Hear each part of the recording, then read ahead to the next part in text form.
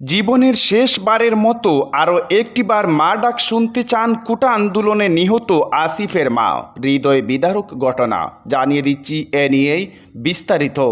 সাতক্ষীরার দেহবদাটা উপজেলার আসিফ জাহান ক্লাস শেষ করে 18 জুলাই গ্রামের বাড়িতে আসতে চেয়েছিলেন, কিন্তু তিনি জীবিত নয়, লাশ হয়ে বাড়িতে ফিরেছেন। আসিফ ওই দিন রাজধানীর উত্তরায় কোটা আন্দোলন চলাকালে গুলিতে নিহত হন।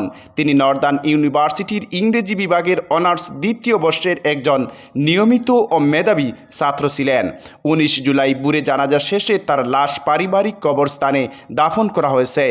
আসিফের মা শিরিন বেগম বলেন, আমার বাবাকে কোথায় গেলে পাবো? মারা যাওয়ার আগে আমাকে একটিবার মা বলে ডাকতে পারল না। কত কষ্ট পেয়ে আমার বুকের ধন এভাবে পৃথিবী থেকে চিরতরে বিদায় নিল। একটিবার আমাকে মা বলে ডাক আসিফ বাবা। আমার আব্বা ছোট থেকে শান্তশিষ্ট, আব্বাকে নিষেধ করলাম, বললামও আব্বা